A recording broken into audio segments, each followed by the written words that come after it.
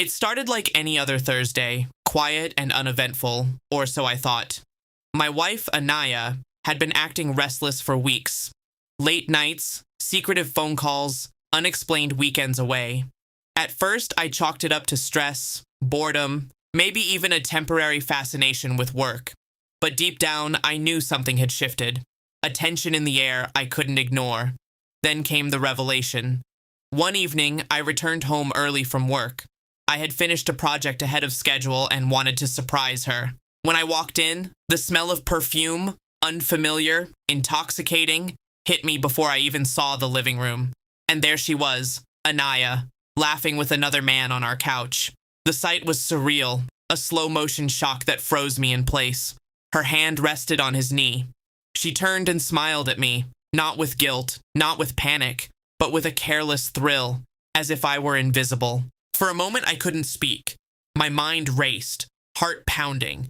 This was the woman I had built a life with, the woman I trusted, replacing me for excitement? For some fleeting thrill? I left without confrontation. I didn't yell. I didn't beg. I didn't cry. I simply walked out and stayed gone for days. Friends called, family texted. She tried reaching out, but I ignored every message. I needed clarity, distance, and a plan. Weeks passed. Anaya's initial thrill began to fade, replaced by a gnawing regret. The man who had been exciting in secret wasn't fulfilling. The rush of the forbidden could not replace the familiarity, stability, and deep bond she had with me. One evening, she finally called, her voice shaky. Raghav, I made a mistake. Can we talk? I agreed, but under my terms. Calm, deliberate, and in public.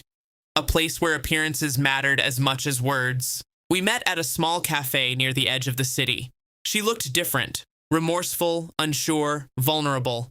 The thrill in her eyes was gone.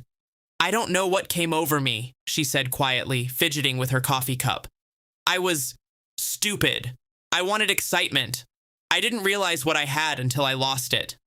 I listened, calmly, letting her speak, letting her reveal the depth of her error. And, can we try again? She asked, eyes pleading. I paused. This was the moment everyone expected me to react.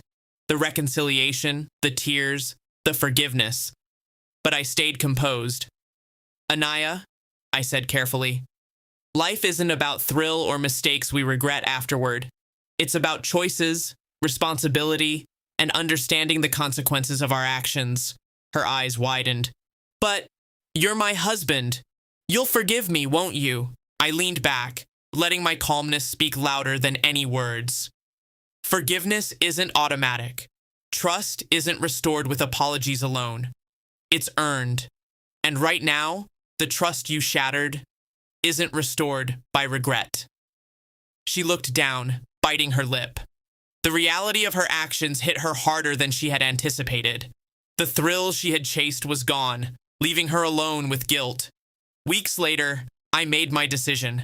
I returned home, not in desperation, not in anger, but with a plan that surprised everyone who knew the story. I didn't return to her as if nothing had happened. I didn't rekindle the old dynamic immediately. I set boundaries. I required transparency, honesty, and effort, not just words. The surprising part? She accepted.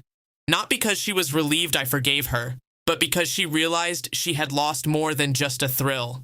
She had lost the life she had taken for granted. Friends and family were stunned. They had expected me to either disappear forever or to forgive blindly, swept away by emotion. But I didn't. I returned, yes, but on my terms, measured, composed, and in control. And over the next months, we rebuilt. Slowly, carefully. Every gesture, every conversation, every shared moment became intentional. I made sure she understood the weight of her choices, that the thrill she once chased could never replace trust, commitment, and genuine love. By the time the year ended, Anaya had changed. Not because I forced her to, not because I demanded it, but because she had faced the consequences of her actions fully. The result surprised everyone. A couple who had been on the verge of collapse, now stronger, more honest, and more respectful than before. Sometimes the most shocking revenge isn't humiliation or anger.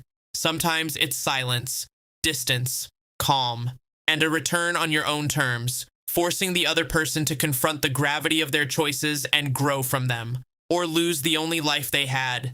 Anaya's thrill cost her nearly everything, and when regret set in, she finally understood the true value of what she had. And in that understanding, I found my peace. Because revenge doesn't always look like punishment. Sometimes, it's simply living well and letting someone else learn their lesson the hardest way, through the loss they created themselves. By staying composed, by walking away, and then coming back deliberately, I turned betrayal into a lesson.